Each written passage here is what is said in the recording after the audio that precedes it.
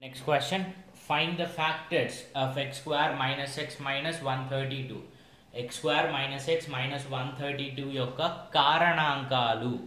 So కారణాంకాలు అంటే రెండు ఫ్యాక్టర్లు వస్తాయి, ఎందుకంటే ఇది క్వాడ్రాటిక్ ఈక్వేషన్, పవర్లో 2 ఉంది కాబట్టి ఎక్స్కి హైయెస్ట్ పవర్, సో రెండు కారణాంకాలు వస్తాయి. సో దీన్ని నార్మల్ క్వాడ్రాటిక్ ఈక్వేషన్స్ లాగా రాస్తున్నాను. సో ఇక్కడ రెండు నంబర్లు మల్టిప్లై చేస్తే 132 రావాలి, అది కూడా మైనస్ 132 రావాలి. రెండు నంబర్లు యాడ్ చేస్తే -1 రావాలి. సో 132 -1 రెండు మల్టిప్లై చేస్తే 132, రెండు యాడ్ చేస్తే -1 వచ్చేలాంటివి -12 + 11, -12 + 11 -1, -12 × +11 -132. సో ఈ మధ్యలో ఉన్న -x నేను -12x + 11x అని రాశాను. దెన్ ఈ రెండిట్లో నుంచి x కామన్ తీస్తే x -12, ఈ రెండిట్లో నుంచి 11 కామన్ తీస్తే x -12, ఈ రెండిట్లో నుంచి x -12 కామన్ తీస్తే మిగిలేది x + 11. సో దీని కారణాంకాలు x + 11, x -12. ఆప్షన్ వెరిఫికేషన్కి వెళ్ళాలి అనుకున్న వాళ్ళు ఆప్షన్ వెరిఫికేషన్కి వెళ్ళొచ్చు, బట్ ఫస్ట్ ఆప్షన్లో ఉంటే ఈజీగా జల్దీ అయిపోతుంది. బట్ ఫోర్త్ ఆప్షన్లో ఉంటే కనుక మీ ఆప్షన్ కొంచెం అన్ని ఆప్షన్లు ఎలిమినేట్ చేసుకుంటూ వెళ్ళేసరికి ఫోర్త్ ఆప్షన్ దాకా టైం ఎక్కువ తీసుకుంటుంది. సో ఇక్కడ ఉన్న నంబర్లు నేను ఈజీగా కనుక్కోగలిగిన నంబర్స్ ఉన్నాయి కాబట్టి నేను డైరెక్ట్లీ నార్మల్ మెథడ్లోనే సాల్వ్ చేశాను. 10 10 10 10 10 5 10లు ఇచ్చాడు. ఈ సెట్ యొక్క ప్రాథమిక విచలనం ఎంత, సో స్టాండర్డ్ డీవియేషన్ ఎంత అంటున్నాడు. సో అన్ని నంబర్లు సేమ్ ఉన్నాయి. సో వీటిలో x1 x2 x3 x4 x5 అనుకుంటే ఫస్ట్ నేను సగటు కనుక్కోవాలి. ఎక్స్ని సగటు అనుకుంటే వీటన్నిటిని యాడ్ చేసి 5 ఉన్నాయి కాబట్టి /5 చేస్తే సగటు వస్తుంది. సో ఇట్లా 10 10 10 10 5 సార్లు యాడ్ చేస్తే 50, 50/5 అంటే మళ్ళీ 10. సో ప్రాథమిక విచలనం ఫార్ములా ఏంటి అంటే √(x - x1) + x - x2) + x - x3) + x - x4) + x - x5). ఇక్కడ ఎన్ని టర్మ్స్ ఉన్నాయి? 5 టర్మ్స్ ఉన్నాయి కాబట్టి /5లో 5 కూడా రూట్ లోపలే ఉంటుంది. సో ఇప్పుడు x value x1 x2 x3 x4 x5 values same, అంటే x - x1 అంటే 10 - 10 0, 0² 0, x - x2 10 - 10 2 మళ్ళీ 0 మళ్ళీ 0 మళ్ళీ 0 మళ్ళీ 0, 0/5 విల్ బి 0. సో ఇక్కడ ప్రాథమిక విచలనం 0. అన్ని నంబర్లు సేమ్ ఉంటే కనుక డైరెక్ట్లీ మీరు ప్రాథమిక విచలనం 0 అని రాసేయచ్చు. అన్ని నంబర్లు సేమ్ ఉంటే సగటు కూడా మీకు సేమ్ వాల్యూనే వస్తుంది. అన్ని నంబర్లు సేమ్ ఉంటే మధ్యగతం కూడా మీకు సేమ్ వాల్యూ 10 వస్తుంది. అన్ని నంబర్లు సేమ్ ఉంటే బాహుళకం కూడా మీకు సేమ్ 10 వస్తుంది. సో అన్ని నంబర్లు సేమ్ ఉన్నప్పుడు మీరు సగటు, మధ్యగతం, బాహుళకం సేమ్ నంబర్ వస్తుంది. ప్రాథమిక విచలనం మాత్రం 0 వస్తుంది అన్ని నంబర్లు సేమ్ ఉన్నప్పుడు. ఇది గుర్తుపెట్టుకోండి. క్వశ్చన్ నెంబర్ 15 అండి. What is the area of trapezoidal garden? All measurements are in centimetres. ఒక ట్రెపీజియం ఆకారంలో ఉన్న ఈ గార్డెన్ యొక్క వైశాల్యం ఎంత అని అడుగుతున్నారు. సో ట్రెపీజియం యొక్క వైశాల్యం రావాలి అంటే ట్రెపీజియం వైశాల్యానికి ఫార్ములా ½ × సమాంతర భుజాల మొత్తం × ఎత్తు. సమాంతర భుజాలు అంటే ఈ రెండు సమాంతర భుజాల కాదు, ఎందుకంటే సమాంతర భుజాలు అంటే ఇంకొంచెం ఎక్స్టెండ్ చేసినా కూడా ఎక్కడ కలవద్దు. బట్ ఈ భుజాన్ని కొంచెం ఎక్స్టెండ్, ఈ భుజాన్ని కొంచెం ఎక్స్టెండ్ చేస్తే ఖచ్చితంగా ఇక్కడ ఎక్కడో కలుస్తాయి. సో ఈ రెండు సమాంతర భుజాలు కాదు, ఈ రెండు సమాంతర భుజాలు రైలు పట్టాలాగా కలవకుండా పోతానే ఉన్నాయి చూడండి. సో ఇది సమాంతర భుజం.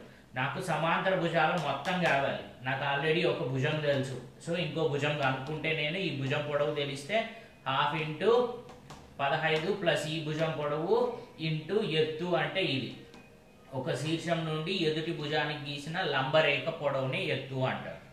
సో నాకు ఈ ఎత్తు కూడా తెలుసు 12 అని. సో నాకు ఇది ఒక్కటి వస్తే నేను వైశాల్యం కనుక్కోవచ్చు. సో ఇది కనుక్కోవడానికి ఏం చేస్తున్నానంటే నేను ఈ లైన్తో పాటు ఇక్కడ ఇంకొక లంబరేఖ గీస్తున్నాను.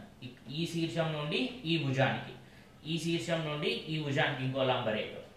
ఇది 13, ఇది 12 అండ్ ఇది లంబరేఖ కాబట్టి ఇక్కడ 90 డిగ్రీలు ఉంది. అంటే ఈ త్రిభుజం లంబకోణ త్రిభుజం. లంబకోణ త్రిభుజం అంటే పైథాగరస్ సిద్ధాంతం నేను అప్లై చేయొచ్చు. సో పైథాగరస్ థీరం ప్రకారం ఒక భుజం 12, రెండో భుజం తెలీదు, కర్ణం వాల్యూ 13. సో రెండో భుజం ఎంత ఉండాలి? ఖచ్చితంగా 5 ఉండాలి, ఎందుకంటే 12² + 5² = 13². సో పైథాగరియన్ ట్రిపులెట్స్ గుర్తుపెట్టుకుంటే ఓకే, లేకపోతే మీరు ఇది ఎక్స్ అనుకోండి, ఈ భుజం ఇక్కడ నుంచి ఇక్కడ దాకా. So 12 square plus X square is equal to 13 square. So X value 5 వస్తుంది. సో ఇది 13, అగైన్ మళ్ళీ ఇది 12. ఈ పొడవు, ఈ లంబరేఖ పొడవు ఎంత ఉంటే ఇక్కడ నుంచి గీసిన లంబరేఖ పొడవు కూడా ఖచ్చితంగా అంతే ఉంటుంది. ఎందుకంటే ఈ రెండు సమాంతరంగా ఉన్న భుజాలు. సో రెండు సమాంతర భుజాలకు మధ్యలో ఎప్పుడైనా మీరు లంబరేఖ గీస్తే ఆ లంబరేఖ పొడవు ఖచ్చితంగా సమానంగా ఉంటుంది. సో అందుకే ఇది 12 అవుతే ఇది కూడా 12. సో మళ్ళీ ఇక్కడ ఒక లంబకోణ త్రిభుజం, ఒక కర్ణం 13, ఒక భుజం 12 అయితే రెండో భుజం మళ్ళీ 5. అండ్ ఇక్కడ నుంచి ఇక్కడ దాకా ఉన్న పొడవు కావాలి నాకు ఇంకా. సో ఈ పొడవు రెండు సమానంగా ఉంటాయి ఖచ్చితంగా, ఎందుకంటే ఇది దీర్ఘ చతురస్రం.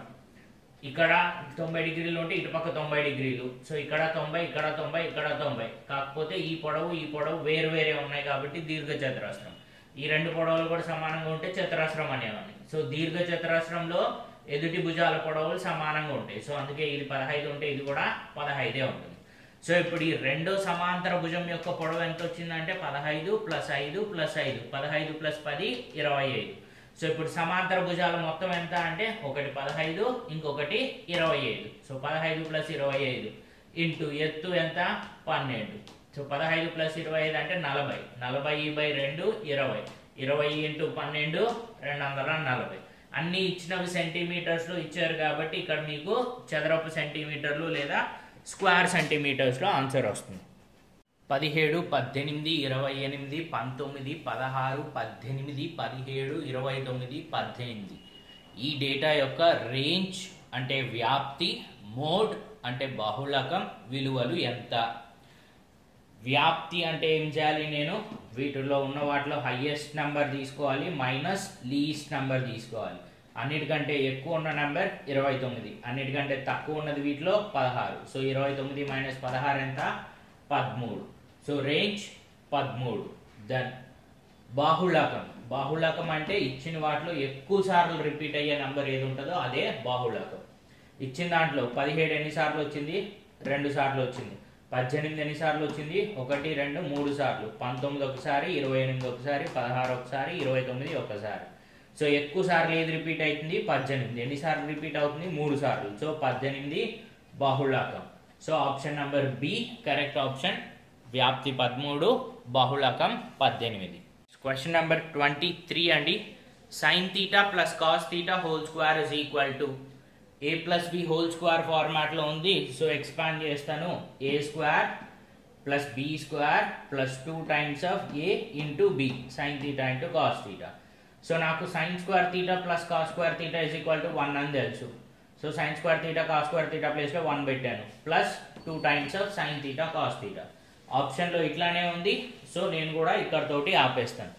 లేదా ఇంకా ఏం చేసి ఉండొచ్చు దీన్ని అంటే ఈ 1 ఇట్లానే రాసి 2 sin θ cos θ అంటే sin 2θ అని కూడా రాయొచ్చు. సో 1 + sin 2θ అనే ఆప్షన్ ఉంటే అది నేను టిక్ పెట్టేవాడిని. బట్ ఆప్షన్ ఇదే ఉంది కాబట్టి ఇక్కడ తోటి ఆపేస్తున్నాను. నెక్స్ట్ 47వ క్వశ్చన్ అండి. If the interior angle of a polygon is 108 degrees then it is a octagon అంటే 8 సైడ్స్ ఉండాలి, హెక్సాగన్ 6 సైడ్స్ ఉండాలి, పెంటగన్ 5 సైడ్స్ ఉండాలి, టెట్రాగాన్ అన్న లేకపోతే మన 4 సైడ్స్ ఉన్న డయాగ్రామ్స్ ఏవి తీసుకున్నా, స్క్వేర్ కానివ్వండి, రెక్టాంగిల్ కానివ్వండి, సో వీటన్నిటిని టెట్రాగాన్స్ అనే అంటారు. సో టెట్రాగాన్ అంటే 4 సైడెడ్ ఫిగర్. తెలుగులో బహుభుజి యొక్క అంతరకోణం 108 డిగ్రీలు అయితే ఆ బహుభుజి ఆప్షన్ ఏ అష్టభుజి 8 సైడ్లు ఉన్నది, ఆప్షన్ బి షడ్భుజి 6 సైడ్లు ఉన్నది, ఆప్షన్ సి పంచభుజి 5 సైడ్లు ఉన్నది, ఆప్షన్ డి చతుర్భుజి 4 సైడ్లు ఉన్నది. సో నాకు ఈ బహుభుజికి ఎన్ని సైడ్లు ఉన్నాయో కనుక్కుంటే దాన్ని బట్టి నేను వీటిలో ఏదో ఒక దాంట్లో రాసేయచ్చు. నార్మల్ ఇప్పుడు చతుర్భుజి అంటే 4 సైడ్లు ఉండాలి అంటే నేను స్క్వేర్ చతురస్రం తీసుకుందాం అనుకోండి. చతురస్రంలో ఒక్కొక్క కోణం ఎంత ఉంటుంది 90 డిగ్రీలు. ఒక్కొక్క అంతర్కోణం 90 ఉందా, ఇక్కడ లేదు, 108 ఉంది. సో ఖచ్చితంగా చతుర్భుజి అయితే కాదు. So option number D eliminated. ఇంక ఈ మూడిట్లోనూ ఏదో ఒకటి ఉండాలి. సో అంతర కోణం కనుక్కోవడానికి ఫార్ములా ఆల్రెడీ నేను ఒక క్వశ్చన్లో ప్రీవియస్ ఎగ్జామ్ పేపర్లో ఒక దాంట్లో డిస్కస్ చేశాను. సో అంతర కోణం కనుక్కోవడానికి బహుభుజిలో n భుజాలు ఉంటే కనుక అంతర కోణం కనుక్కోవడానికి ఫార్ములా n-2/n ఇంటూ పై. పై అంటే 180 డిగ్రీస్. n అంటే ఈ బహుభుజిలో భుజాల యొక్క సంఖ్య. ఈ బహుభుజిలో ఎన్ని భుజాలు ఉన్నాయో నాకు తెలియదు కాబట్టి n అట్లానే పెడుతున్నాను. n-2/n అట్లానే పెట్టాను. ఈ పై అంటే 180ని ఇటు తీసుకొచ్చాను. ప్రతి ఒక్క అంతర్కోణం విలువ 108 కాబట్టి ఈ టోటల్ వాల్యూ 108 రాశాను. ఈ పై ఇటు తీసుకొస్తే 108 డివైడెడ్ బై పై అంటే 180. 18తో క్యాన్సిల్ అవుతాయి. 18 6 18 10 మళ్ళీ 2తో క్యాన్సిల్ అవుతాయి. 2 3 2 5. సో n-2/n వాల్యూ అంతా 3/5 అంటే n వాల్యూ 5 ఏనా. n వాల్యూ 5 తీసుకుంటే n-2 వాల్యూ 3 అయిపోతుంది automatically. So n value 5. n value 5 అంటే ఈ బహుభుజిలో ఎన్ని భుజాలు ఉన్నాయి? 5 భుజాలు ఉన్నాయి. 5 భుజాలు ఉంటే ఏమంటాను నేను? పంచభుజి లేదా పెంటగాన్ అంటాను. సో ఈ బహుభుజి అంతర్కోణం బహుభుజి యొక్క అంతర్కోణం 108 డిగ్రీలు అయితే దాది ఖచ్చితంగా పంచభుజి అవ్వాలి. ఇప్పుడు ఇంకా కొంచెం సింపుల్గా ఏం చేయొచ్చు అంటే ఆల్వేస్ ఒక బహుభుజిలో ఉన్న అంతర కోణాల యొక్క మొత్తము మీకు పై ఇంటూ అంటే 180 ఇంటూ సమ్ నెంబర్ వచ్చేటట్టు 180 మల్టిపుల్సే రావాలి. సో ఇప్పుడు అంతర కోణం 108 ఉంది. సో దీంట్లో అష్టభుజి అంటే మొత్తం 8 భుజాలు ఉంటాయి. 8 భుజాలు ఉంటే 8 కోణాలు ఉండాలి. 8 ఇంటూ 108 180 మల్టిపుల్ అవుతుందా? 8 ఇంటూ 108 అంటే లాస్ట్లో 8 64 అంటే ఒకట్ల స్థానంలో 4 వస్తుంది. 180 మల్టిపుల్స్లో ఎక్కడైనా ఒకట్ల స్థానంలో 4 వస్తుందా? రాదు. ఖచ్చితంగా 180 మల్టిపుల్స్లో అన్ని జీరోసే రావాలి. సో ఇది ఖచ్చితంగా అష్టభుజి కాదు. షడ్భుజి 7 సైడ్స్ ఉండాలి. 7 తోటి దీన్ని మల్టిప్లై చేస్తే 180 మల్టిపుల్స్ వస్తాయా? ఖచ్చితంగా రావు. పంచభుజి 5 ఇంటూ 108. 5 ఇంటూ 108 అంటే 540 వస్తుంది. 540 నేను 180 ఇంటూ 3 అని కూడా రాయొచ్చు కదా. సో పంచభుజి 5 భుజాలు 5 ఇంటూ ఒక్కొక్క అంతర్కోణం 108. 5 ఇంటూ 108 వచ్చి 540. దాన్ని 180తో డివైడెడ్ బై చేస్తే ఎగ్జాక్ట్లీ మీకు 3 వస్తుంది. సో అంటే 180 ఇంటూ 3 ఈజ్ ఈక్వల్ టు 540 అని రాయొచ్చు. సో ఈ 5 ఇంటూ 108 అనేది 180 మల్టిపుల్. సో ఖచ్చితంగా ఇది కరెక్ట్ ఆప్షన్. 4 ఇంటూ 108 చేయండి. 432. 432 180 మల్టిపులా? కాదు. సో ఇది కూడా కరెక్ట్ ఆప్షన్ కాదు. ఇది ఒక్కటే కరెక్ట్ ఆప్షన్. ఇది 5 ఇంటూ ఈ నెంబర్ చేస్తే నాకు 180 మల్టిపుల్ రావాలి. సో మీ ఆప్షన్స్ కూడా మీరు ఈ ఫార్ములా గుర్తు లేకపోతే డైరెక్ట్లీ ఆప్షన్స్లో నుంచి కూడా డిరైవ్ చేసుకునే ఛాన్స్ ఉంది. Sine theta is equal to 1/√2 అయితే tan theta plus cos theta value ఎంత?